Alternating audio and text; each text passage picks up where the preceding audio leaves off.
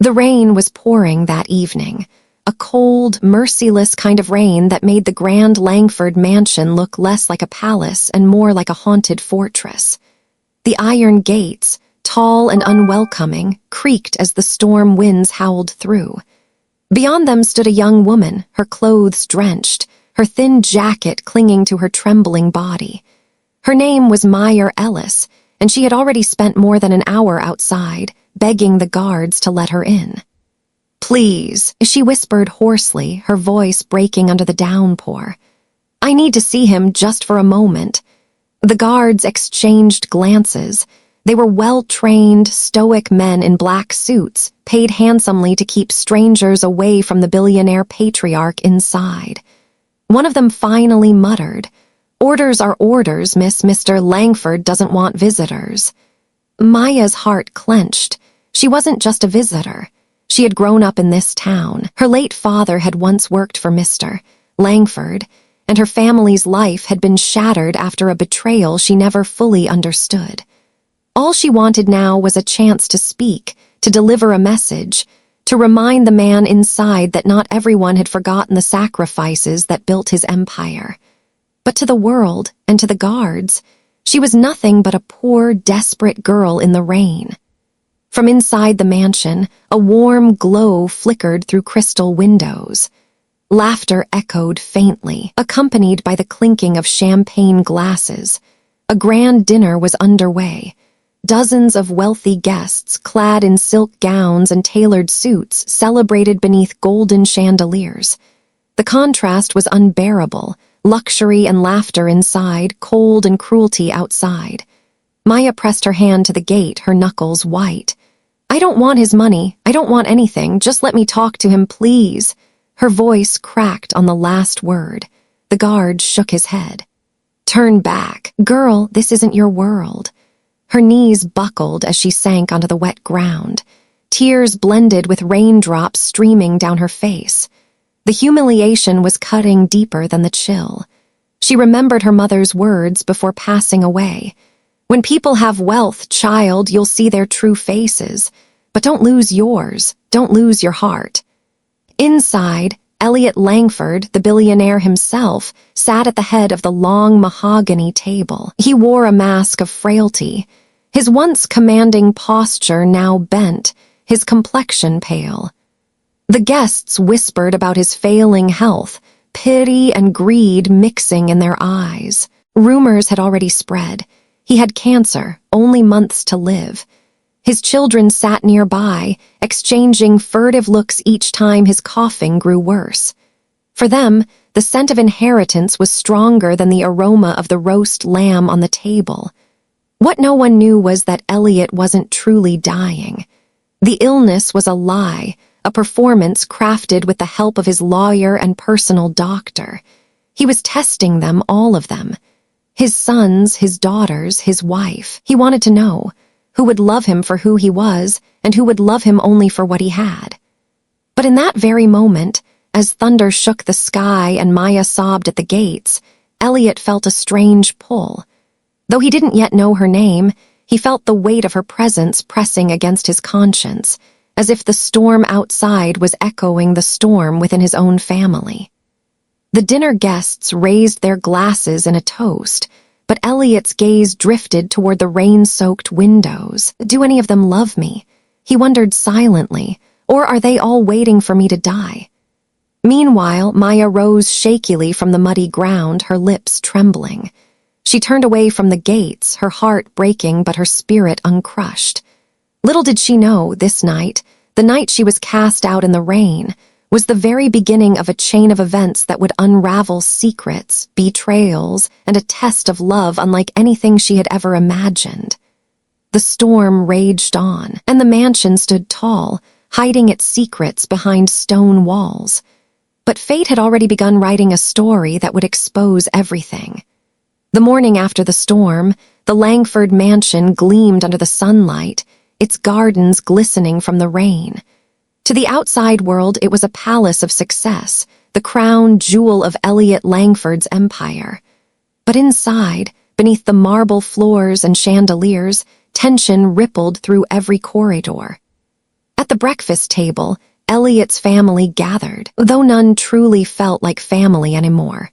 Charles, the eldest son, sat with his eyes glued to a stack of company documents. He was already practicing his signature on executive orders, convinced that his father's illness had handed him control. Daniel, the second son, looked restless, scrolling through his phone, whispering sweet nothings to some new girlfriend he had met online. Vivian, the eldest daughter, examined herself in a hand mirror, adjusting the expensive wig she had bought the day before. Leela, the youngest, tried to join in conversations but was quickly dismissed, treated as the family's fragile dreamer.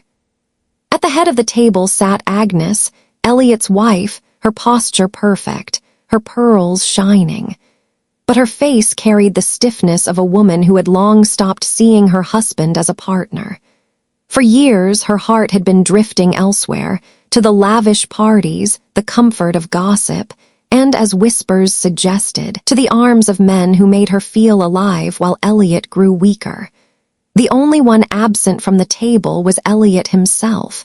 He had chosen to remain in his room, continuing the charade of illness. As servants brought silver trays of breakfast, his absence spoke louder than any cough. "Father should rest," Charles said casually, though his tone carried a greedy undercurrent. "I'll handle the company affairs today. The board needs decisive leadership." Agnes lifted her coffee cup delicately. "Yes, Charles, that's wise. The business must survive no matter what happens." Daniel smirked. "And while you're busy playing CEO, maybe I'll take care of the hotel chains. Someone's got to keep the money flowing." Vivian snapped her mirror shut. "And someone has to keep up appearances. This family cannot look like it's falling apart, not while people are watching." Leela lowered her eyes, pushing her spoon through untouched porridge. She whispered, almost to herself, "What about Father? Doesn't anyone care if he's lonely?" The room fell silent for a moment. Then Charles chuckled. "Lonely? He's a businessman, Leela. He never cared about being lonely when he was making his billions." No one noticed the servant girl by the doorway, a quiet figure who carried the empty dishes with her head bowed. But her eyes caught every word, every gesture. And later that day, she would whisper them to Rose, the only one who still sat faithfully by Elliot's side. Upstairs, Elliot lay in his grand bed, his face pale, his cough rehearsed, but his ears sharp. He heard everything, every ambition, every careless remark. The walls carried voices, and those voices cut deeper than any sickness could. His lawyer, Mr. Hayden, arrived quietly in the afternoon. He was a man of loyalty, graying at the temples but sharp as ever. He sat at Elliot's bedside, speaking in a low voice. "They're already circling like vultures, sir. Charles is acting as if the company belongs to him. Daniel is spending money recklessly. Vivian is shopping with credit she cannot repay. And Agnes," he hesitated, lowering his eyes. "Well, I hear rumors she's no longer faithful." Elliot's chest tightened, not from illness, but from heartbreak. "I gave them everything," he whispered hoarsely. "Everything I built was for them, and yet—" Mr. Hayden leaned forward.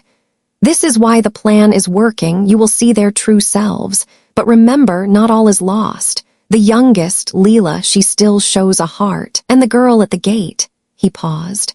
"I don't know who she was, but I believe her presence means something." Elliot closed his eyes, his mind drifting back to the storm. The image of Meyer Ellis, her face pressed against the cold iron bars, her voice pleading, lingered like a ghost. He didn't know why, but something told him she was not finished with his story. Downstairs, the cracks widened. Charles began meeting with board members without his father's knowledge. Daniel was spotted late at night, bringing strangers into the mansion, partying while his father pretended to sleep. Vivian quarreled with staff, firing maids for the smallest mistakes. And Agnes, draped in silk, began disappearing for hours, always with a vague excuse of shopping or meeting friends. Only Leela noticed the silence that wrapped around her father's room. She knocked softly one night, slipping inside with a bowl of warm soup. Elliot opened his eyes, weak but grateful. She placed the tray down, her hands trembling. "Daddy, I'll take care of you. I don't need your money. I just want you to stay." Her words pierced him like light through a darkened window. He reached for her hand, squeezing gently. In that moment, he knew this child's love was real. But even as that warmth filled his heart, loud laughter echoed from downstairs. The sound of glasses clinking, of deals being made, of lives already living as if his were over. The mansion was no longer just a home. It was a battlefield, and Elliot was the silent witness to its war. The Langford mansion, with its glittering chandeliers and echoing marble halls, had always been a symbol of power. But power is fragile. Like glass, it shines until the cracks begin to spread. And in this house, the cracks were spreading fast. Charles was the first to reveal his hunger openly. One afternoon, he barged into Elliot's study, where the smell of old books and polished wood lingered like a memory. Elliot slouched in his chair, feigned weakness as his son placed a folder on the desk. "Father," Charles began, adjusting his cufflinks with deliberate confidence. "The company needs direction. You need rest. I've drafted papers making me acting CEO. All you need to do is sign." Elliot lifted his tired eyes, the corners lined with years of sacrifice. He studied his son silently, searching for any trace of compassion. But Charles's gaze gleamed only with ambition. Finally, Elliot gave a weak nod, pushing the pen across the desk. "Do what you must," he whispered. The moment Charles walked out with the signed papers, his smile widened. For him, it wasn't about stewardship, it was about ownership. Within days, the office changed. Loyal employees who had worked beside Elliot for decades were dismissed. In their place came Charles's friends, young men with slick haircuts, no loyalty, and an appetite for extravagance. Lavish parties replaced board meetings, and the company's funds began to drain like water through open hands. Meanwhile, Daniel followed his own path of recklessness. He had fallen for a woman he barely knew, a glamorous socialite who thrived on his money. Expensive gifts, trips to Paris, jewelry that sparkled brighter than her fleeting affection, Daniel bought it all. His love was blind, but his bank account was wide open. Elliot, pretending to be sick, heard whispers of his son's spending and felt the sting of betrayal deepen. Vivian was no different. Shopping bags lined her bedroom like trophies. Each wig, each designer dress was another slice of her father's fortune. When servants timidly suggested restraint, she dismissed them with a cruel laugh. "Do you know who I am? I'm Vivian Langford. Nothing here belongs to you, it belongs to me." But the deepest cut came from Agnes. One night, while Elliot lay in his room, his cough echoing softly, he heard voices through the thin crack of his half-closed door. It was Agnes speaking on the phone. Her tone was playful, almost girlish, as if she were 20 years younger. "Yes, tomorrow night," she whispered, her heels clicking against the floor. "At the hotel suite. Don't worry, he won't suspect. He's too sick to care." Elliot's chest tightened, not with illness, but with grief. The woman he had loved, the one he had given his life to, had chosen comfort elsewhere. Betrayal sat heavier than any disease. Only Leela remained by his side. She was the quiet shadow in the storm, bringing food, cleaning his room, singing softly when she thought he was asleep. One night, as she rubbed his hand gently, she whispered, "Daddy, don't leave me. I'll never let you be alone." Her tears dripped onto his skin, and for the first time in weeks, Elliot let a single tear escape his own eyes. But the house around them had become unbearable. Music thundered from the lower floors where Charles entertained business partners with champagne fountains.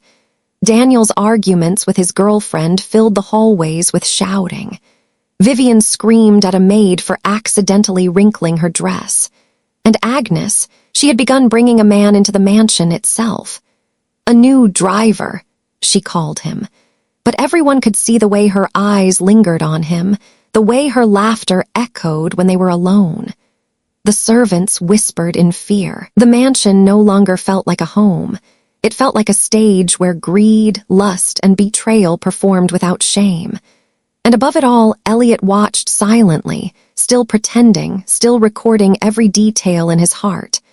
One evening, the breaking point arrived. Leela entered the living room, her face pale with worry. She had overheard Charles and Daniel arguing, shouting about money, accusing each other of theft. "Stop!" she cried, standing between them. "Do you hear yourselves? Father is upstairs, sick and weak, and you're fighting like enemies over what isn't even yours yet. Don't you care about him at all?" The brothers froze, then looked away in shame, but shame was fleeting. By the next morning, they were at it again, this time louder, this time with fists. Upstairs, Elliot pressed his hand against his chest as the sounds of their brawl rattled the walls. His heart broke further. I gave them everything. And still, it was not enough. The mansion that once represented legacy was crumbling under the weight of selfishness. And yet, amid the chaos, one truth shone clear. The only light left in Elliot's life was Leela, the daughter who refused to abandon him. But outside the mansion walls, fate was moving again. Meyer Ellis, the girl cast out in the rain, had not given up. She had questions, she had a story of her own, and she was determined to return. The mansion had become a house divided. Downstairs, voices rose like thunder. Upstairs, Elliot lay still, his body weak but his mind sharper than ever. For weeks he had played the role of a dying man, coughing into the silence, pretending to drift closer to the grave. But tonight, as the storm clouds gathered outside once again, he knew the moment of truth was coming. The mask could not stay on forever. Charles was already losing control of the company. His reckless spending had drained accounts, and the fashion line he had launched collapsed after only 2 months. Investors were pulling out, the staff was demoralized, and newspapers were beginning to whisper about the fall of an empire. Yet in his arrogance, Charles doubled down, demanding more assets to sell, more money to burn. Daniel, meanwhile, had reached a breaking point. His glamorous girlfriend had vanished, leaving behind nothing but debts in his name. Furious and humiliated, he stormed into the mansion one night, confronting Charles in front of their sisters. "You're the reason everything's falling apart," Daniel shouted, his face flushed with rage. "You think you're the king of this family, but you're nothing but a spoiled fraud." Charles smirked. Better a fraud than a fool who let some gold digger drain him dry. The two lunged at each other, fists flying, knocking over furniture as servants screamed and ran for cover. Vivian clapped her hands over her ears while Leela stood frozen in tears. Upstairs, Elliot heard it all. His heart ached, but he stayed silent. He needed them to show their true selves before he revealed his. But it wasn't only the sons tearing the family apart. That evening, Leela stumbled upon a scene she would never forget. She had gone to the back quarters to find her mother, only to hear muffled laughter and soft moans. Pushing the door open, she froze in horror. Agnes sat on the lap of the so-called driver, her arms draped around his neck, their lips locked in a passionate kiss. "Mother!" Leela gasped, her voice shaking. Agnes leapt up, her face twisted with guilt and anger. "Leela, what are you doing here? What am I doing here? What are you doing?" Leela's tears blurred her vision. "Father is upstairs fighting for his life, and this is how you honor him, with this?"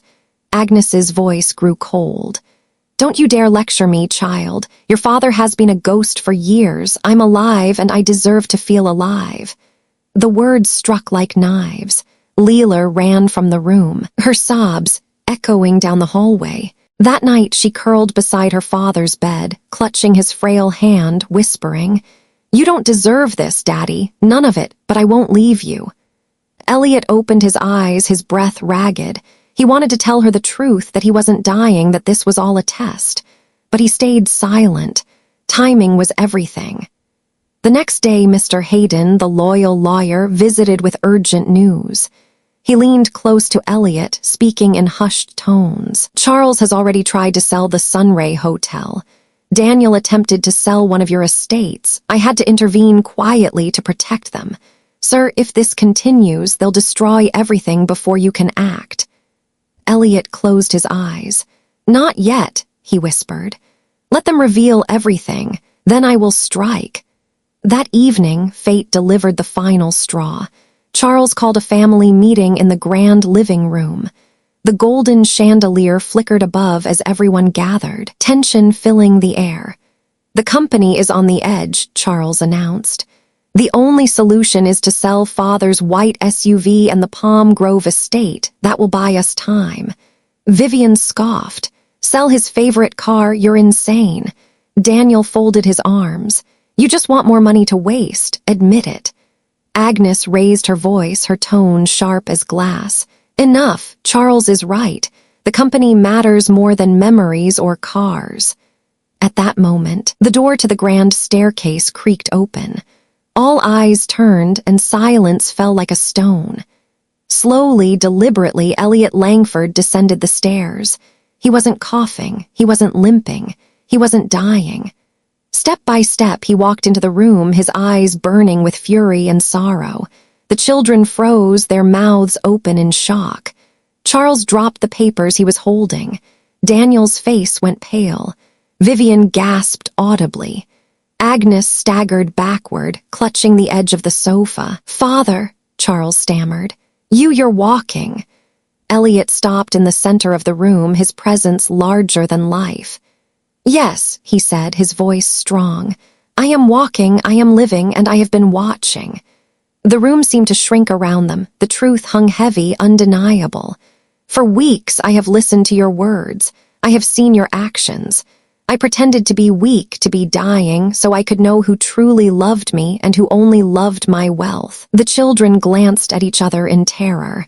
Agnes's lips quivered. "Elliot, please, Enough!"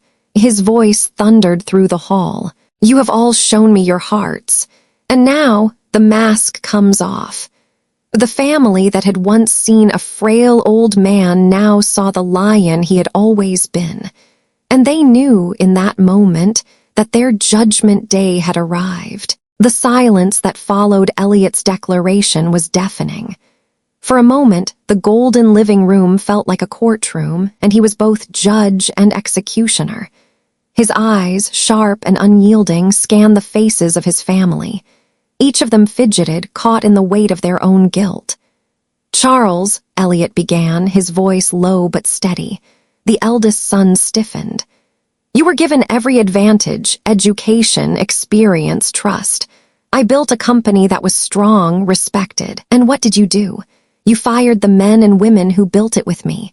You squandered its fortune on parties and vanity projects. You cared more about appearing powerful than protecting what generations could inherit. Tell me, Charles, do you deserve this empire?" Charles's lips trembled. "Father, I only wanted to prove myself. I thought—" "You thought wrong." Elliot's tone cut like steel. "You wanted the throne before it was yours, and in your greed, you destroyed what others sacrificed for. From this day forward, you will never hold a position in my company again." Charles's face drained of color. He dropped to his knees, stammering, "Father, please, give me another chance." But Elliot turned away. His gaze fell next on Daniel. The younger son shifted uncomfortably, his bravado evaporating. "And you, Daniel, my carefree dreamer, I gave you the freedom to explore, to find your path, but you sold my properties behind my back as if they were trinkets to trade. You let a woman use you until you were nothing but her wallet. You didn't just betray me, you betrayed yourself." Daniel's eyes welled with tears. "Dad, I was lost. I didn't know." "No," Elliot said firmly. "You knew, you chose the easy road, and now you'll walk it alone. The land and the hotel you sold were meant to be your inheritance.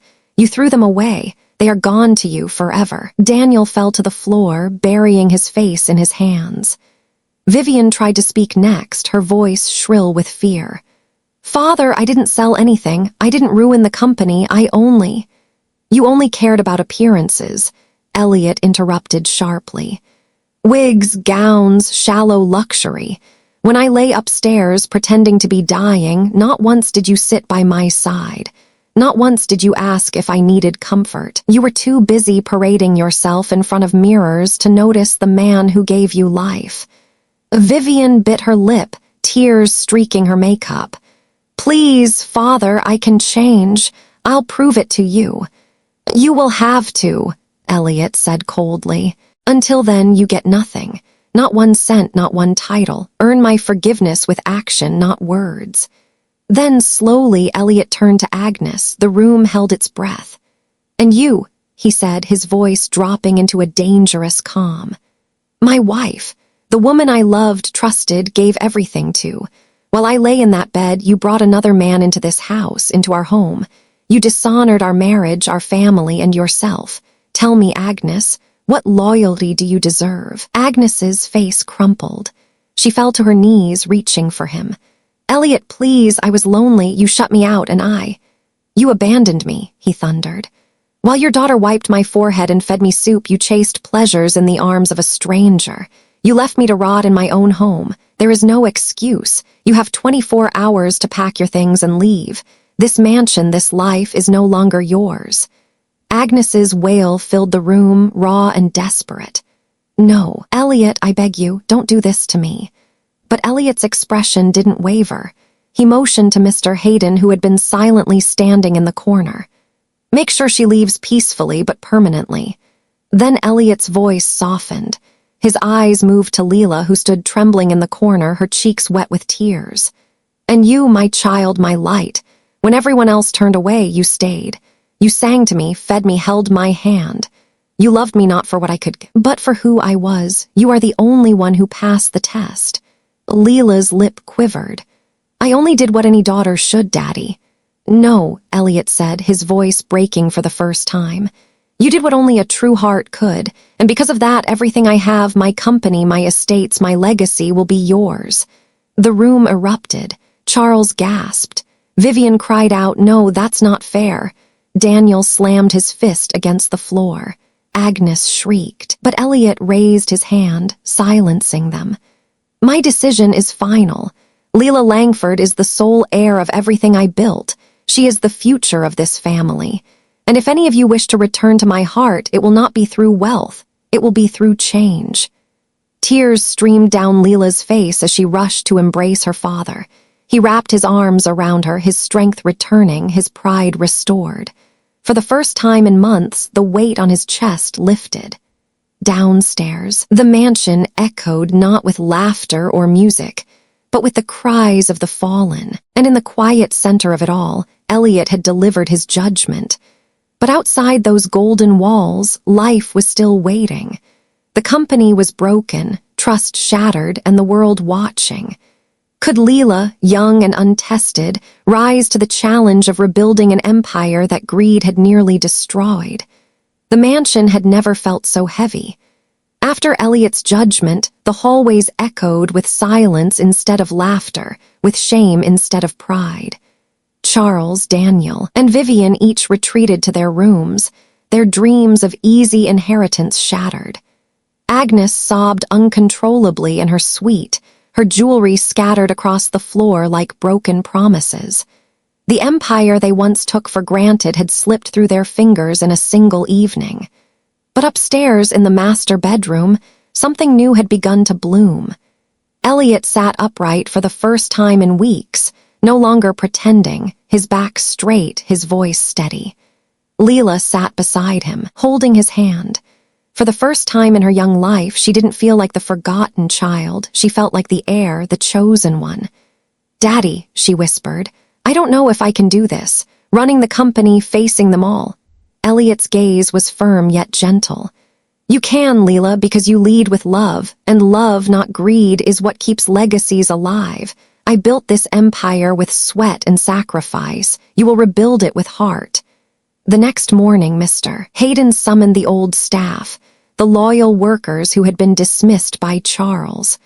One by one, they returned to the company offices, their faces lighting up when they saw Elliot and Leela waiting for them. Welcome home, Elliot said simply, and their eyes filled with tears. They hadn't been forgotten.